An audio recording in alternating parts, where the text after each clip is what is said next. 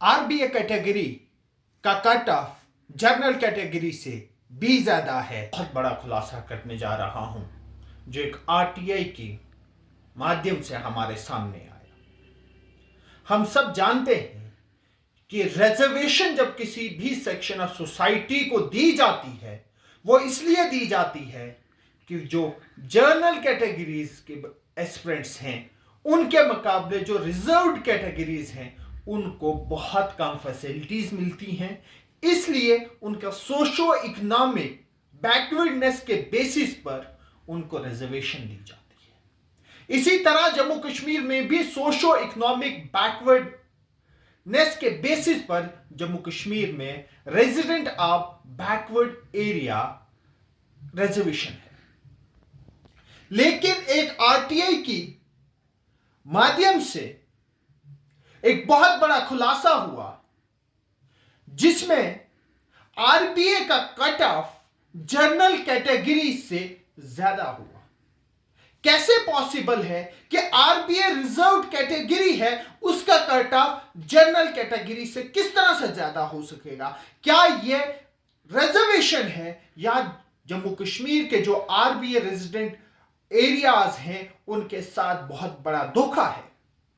2021 में जब JKPSC prelims होता है जेकेएएस का, उसमें जनरल का कट ऑफ 60 पर हो रहा है और आरबीए का कट ऑफ 62 से अबव हो रहा है।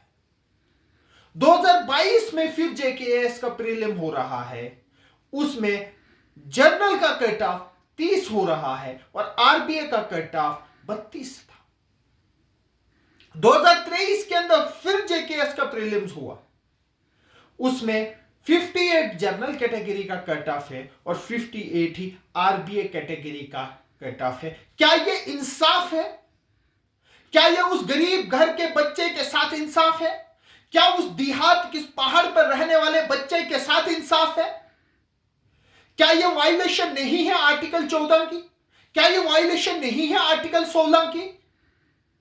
और इसमें तो सुप्रीम कोर्ट की जजमेंट भी है जो आपकी स्क्रीन पर दिखाई दे रही है। उसमें क्लियर कट लिखा है कि रिजर्व कैटेगरी का कभी भी जो मेरिट है वो कभी भी जनरल कैटेगरी से ऊपर हो ही नहीं सकता। फिर ये रिजर्वेशन का फन क्या है? ये जम्मू कश्मीर में हो रहा है, ये आरबीए के साथ इतना बड़ा धोखा हो रहा है। कहां है वो जो इन आरबीए एरिया से वोट ले लेकर असेंबलीज में पहुंचे? क्यों नहीं उनको कानो कान ये खबर लग रही है कि आरबीए के साथ कितना बड़ा धोखा हो रहा है, उन पहाड़ों पर रहने वाले एस्पिरेंट्स के साथ कितना बड़ा धोखा हो रहा है?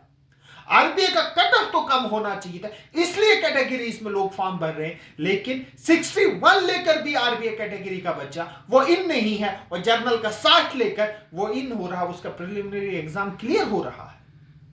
यह कहां का इंसाफ है? वहां पर पहाड़ों पर रहने वाला बच्चा जिसके पास कोई सोर्स नहीं है, जिसके पास इलेक्ट्रिसिटी मुश्किल से पहुंच रही है, जहां पर बिजली 8 से 10 घंटे रहती है, कहीं भी 6 घंटे रह रही है, जहां पर 5G इंटरनेट अभी नहीं है, जहां पर लाइब्रेरीज अभी तक नहीं है, जहां पर अभी तक द हिंदू जैसा न्यूज़पेपर अवेलेबल नहीं है, और उस बच्चे का उस वहां पर रहने वाले उन एरियाज में रहने वाले उनका कट ऑफ बहुत हाई जा रहा है। जेकेपीएससी को भी इस पर सोचना है। आओ मिलकर इस बार लड़े अपने हक के लिए। यह हमारे कॉन्स्टिट्यूशनल राइट है, इन कॉन्स्टिट्यूशनल राइट्स को बचाना होगा हमें।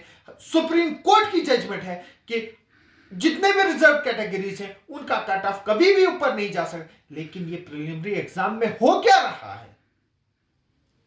यही धांधली मुझे लगता है कि जो लेक्चरर का एग्जाम है वहां पर भी यही चीजें होने वाली है। अगर हम एक साथ नहीं हुए, अगर हमने एक प्लेटफॉर्म पर नहीं आए, हम सबको पछताना होगा। जिस तरह से हमारे साथ धोखा किया जा रहा है, जिस तरह से हमारे खिलाफ साजिशें बनाई जा रही हैं, as a provincial president of RBA association की तरफ से हम कभी भी यह बर्दाश्त नहीं करेंगे। कभी भी हमें यह बर्दाश्त नहीं होगी, यह साजिशें कभी बर्दाश्त नहीं होगी। इस वीडियो को ज्यादा से ज्यादा शेयर करें और जितने भी स्टेक होल्डर्स हैं उन स्टेक होल्डर्स तक इस वीडियो को पहुंचाएं। शुक्रिया। जय हिंद, जय जम्मू कश्मीर।